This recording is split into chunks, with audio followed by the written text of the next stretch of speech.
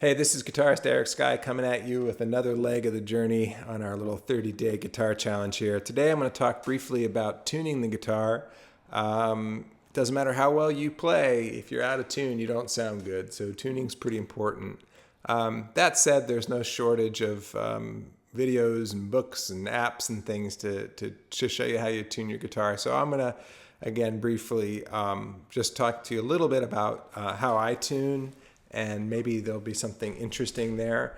But maybe the challenge of the day is to think more about tuning and explore, maybe the way that I do it will be helpful to you, or maybe I can suggest something else that'll start you down the path to good tuning.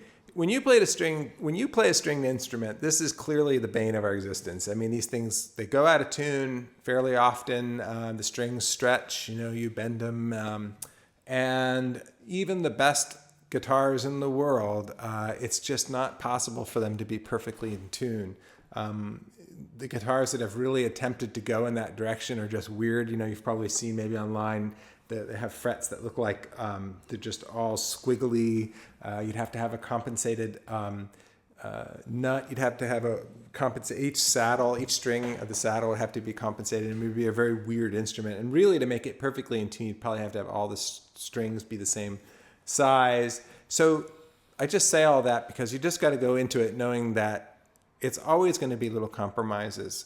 So I would just want to show a couple things about how I tune that try to work around that a little bit.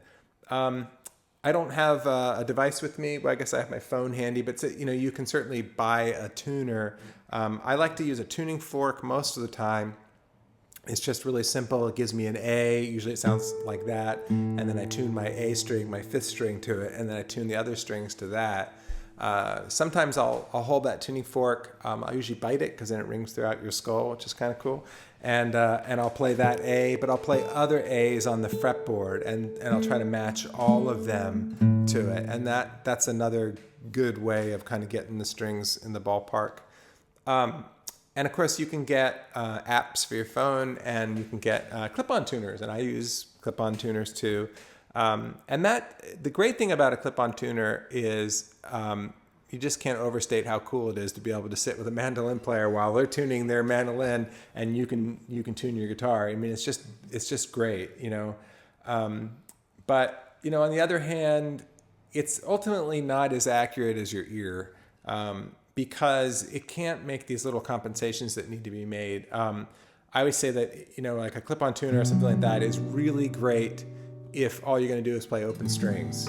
But unfortunately, when you press down on the string, there's all these other little things that are kind of brought into the mix, and it's just so incredibly complicated, and every key is going to be a little bit different. So usually I'm sort of tuning around the chords to the key I'm about to play in. So a really common thing for me to do, maybe I'll just start at the beginning. So let's just say, I think I am kind of in tune right now, but what I'll do is sort of get that initial one in tune, the A string. And then what I like to do is this is maybe a cool technique thing for you. It helps that I have a thumb pick, but you can do it either way. Is I'll take my right hand index finger and I'll play the fifth fret of the fifth string, and then with my thumb a little further up the string, I'll pick that note, and then I'll play the next one open. And I like this because now my left hand is free, as opposed to just sort of like kind of going back and forth. And after a while, I think you just leave it there because you're just tired of going back and forth. But this, allows you to kind of get a little bit more accurate, I think. So I'll usually do that. So sometimes I'm picking behind it. A lot of times I'm just doing a hammer on and picking the open string. So I'm hammering on right now to the fourth string, fifth fret, and then I'm just playing the open third string, and then I'm using my hand to get that string in the ballpark. And then once I feel like I'm in tune, in kind of the conventional way, in other words, all this, this is an A, and this is a D, and this is a G, then I'll start making chords. If I'm going to play, some fiddle tunes or something like that, I might play a G chord. And there's no real way to describe what I'm doing at this point other than I'm just really listening close and just asking myself if those work. And sometimes I'm making my B string a little flat on purpose. Well, it's kind of a lot flat, huh? And that's a little flat. That's a little flat, okay? So I'm listening to to those two against each other. And usually what I'll do is I'll test it. Most of the time you're flat. I mean, most of the time I'm flat anyway. But what I'll do is I'll sort of bend that string, and I can hear it. You can hear the beating go away, and you can hear them coming closer. And so now I know that I'm flat. So just by doing that little bend, I gotta have a sense for where I'm at. So now I'm listening to those two against each other, and it's fine. And then I'll bring in the other G. I'm not smart enough to explain to you exactly what all the problem is with, why stringed instruments are so hard to tune. But I know one thing's for sure is the way the guitar's tuned, being in fourths, except for between the third and second string, and also the change in materials going from a wound phosphor bronze string to a plain steel string. Let's just say that one of the problem areas is always going to be between the third and the third and the second string. So most of the time when I'm tuning, I'm really listening to that zone. If I got the, I'm listening to the bass, making sure I got that. But generally, I can get those in tune pretty quickly. But then I'm really fine tuning these guys, and also just as I'm playing a tune, if I'm up the neck, where I'm likely to play the melody in these top voices is where I'm going to hear most of the conflict. So it's really important that those be in tune. So again, I'm using chords of the key I'm about to play in. So I'm playing like little G's and D's. And then I'll try to play up the neck a little bit. Sometimes I'll cross-reference. Maybe I'll play like the 7th fret of the 5th string and listen to the open 1st string. All of that works really good. I try not to use harmonics. The cool thing about harmonics is that it's kind of functioning like that right-hand technique I mentioned of coming over and fretting with my right hand. It's allowing it to be sort of a hands-free operation. But tuning with all harmonics, again, it's great if all you're going to do, if you're going to play your song that is nothing but harmonics, but it's not taking into account the depression of the strings. So it's likely that you can get perfectly in tune that way and then play a chord and it sounds not so great.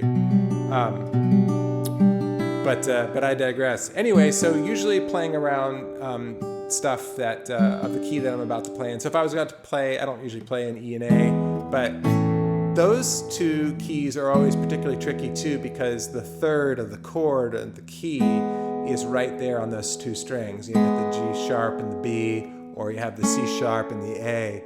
And, I just always find that I have to make little compensations with the second string, a little sharp, a little flat, a little something. So I'll take time and I'll try to play in the chords of those keys, but try to avoid the third at first. Like right now I'm playing an A all in 5th, so it's A, E, A, E, A. I can hear that first string's a little flat. Now it's in tune. So, what else can I say? I use the capo a lot. So I really like this capo. This one happens to be an Elliott, but I think any design where you have the little screw device in the center, so you get an equal string pull, is a good idea, and also adjustable, not a fixed sort of clampy thing like a clothespin. And so you can, as we talked about in an earlier episode about using a light left-hand technique, the same thing with the capo, kind of get up close to the fret, come down very lightly, kind of check it, pick hard too, because sometimes you get it down and then you're in the middle of a tune, you pick hard and you hear this buzz, but try to use the least amount of tension. And so, because what happens with the capo is you're bending the string behind the fret, and especially the top two strings, they can go sharp. But anyway, this isn't always the case, but I just successfully put on the capo, and I am actually, I think I'm perfectly in tune. I may be more in tune. Anyway, so that's a cool thing. But when I have the capo on, I do tune behind the capo. I've seen people take off the capo and then tune. And that's, if you're way out of tune, that's a good idea. But you can make little adjustments with the capo because, again, we have it on with the least amount of tension. Anyway, again, there's no shortage of material out there about how to tune your guitar, so I won't beat this into the ground. But my main message is that the guitar it's just not possible for it to be perfectly in tune. So you're going to have to make these little compensations that your little automatic tuners and things, which are super useful, I use them too, but they can't do. So don't be too dependent on those, because you want to develop your ear. It's useful in a whole bunch of ways, but not the least of which is actually tuning your guitar. All right.